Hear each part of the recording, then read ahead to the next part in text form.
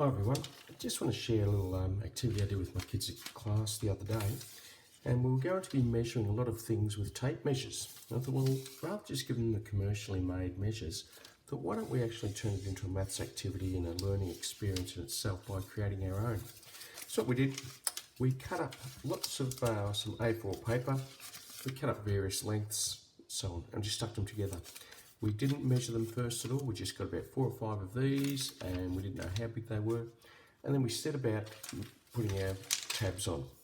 The first part we did was using our rulers themselves, and we put in our measurements where so just imagine this is blank, every 10 centimetres we put in a dark mark till we went along, every 10 centimetres. Didn't put any numbers, just the measurement.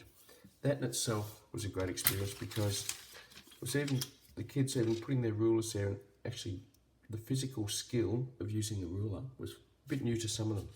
So after we'd done our marks, then we put them in 10, 20, 30, 40, 50, 60, and so on. Once we'd put our measurements of 10, we then went and said, well, where's the halfway mark? They knew it was 5, so we then went and put in the 5 centimetre intervals in between each. Made them just a little bit bigger, and then we've got our numbers 5, 10, 15, 20, 25, 30, and so on. The next part was a bit of a challenge because when we're measuring, say if something is, well, this pencil is, well, it's more than 15, but it's not quite 20. We need those smaller measurements, and that's when we came into discussing the centimetres. And here's what happened. We would put the ruler there as we demonstrated and do our marks at 1, 2, 3, 4, 5 is already there, 6, 7, 8, 9, 10 is already there. And generally speaking, the kids all did similar things like this. But there was also quite a few, not quite a few, but a number, did things like this.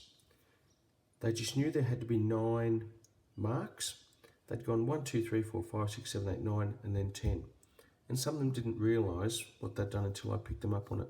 So then we had to go back and teach that. Okay, put your ruler there, and at every 1 centimetre, the marks. Something that I'd taken for granted that I thought they would do, but hadn't.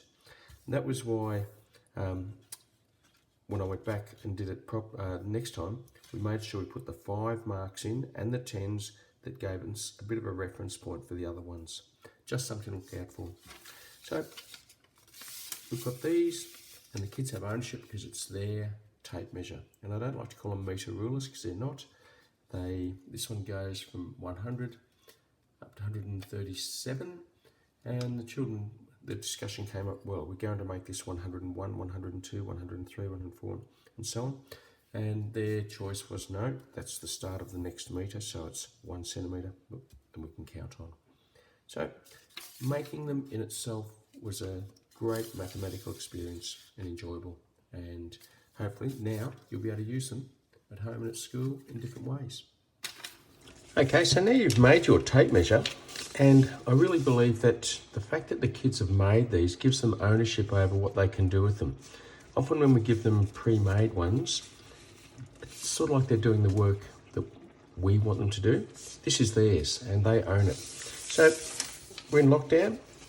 At home, how could you use this? Just doing simple measuring, getting used to using the numbers, seeing the patterns, going to numbers right above 100. This one goes to, well, 137. They could add to it big time. But let's make it fun. For example, got some toothpicks. Wonder how big one toothpick is. What's the length of one toothpick? If I put all these end to end, what would the distance be? Do I need to put them all end to end? Can I measure this all by just measuring one? The beauty of the tape measure, we can measure circular surfaces. I can measure the height of this tin of diced tomatoes grown in Victoria. There we go.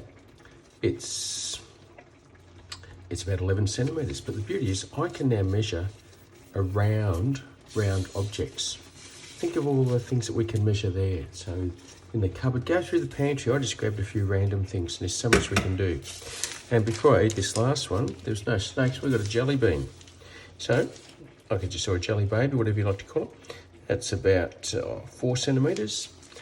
But then What about if I start to stretch it? And if I just pull it straight, it's going to snap in half. But if I massage it so long, I wonder how long I could get that. If you've got some lolly snakes, you'd be surprised with a bit of perseverance how long you could get a lolly snake to be. Of course, you might have some that are your work objects and the other ones are the ones that you eat. M&Ms or Smarties. I wonder what my height is in M&Ms. So I could measure the length of one. It's about 1 centimetre roughly. I could measure my arm length, how big my legs are, my height, all sorts of things. In M&Ms, I could measure the distance, which colour is going to have the greatest length. Is it the red? Is it the yellow? Is it the brown? For example, is there 15 centimetres of green? Is there 22 centimetres of red? Something to explore and find out. Spaghetti. What's one length of spaghetti? What's a whole packet? All sorts of things. They're just a few random things from the pantry. There are so many things around the house. How many steps or how many centimetres or tape measures long is your lounge room? What's the width? The TV, just measuring things. Estimate, then guess. How many things can you find with a length of 110 centimetres? 62 centimetres. How many things can you find that are 42 centimetres in circumference or around the edges? So you can be totally creative.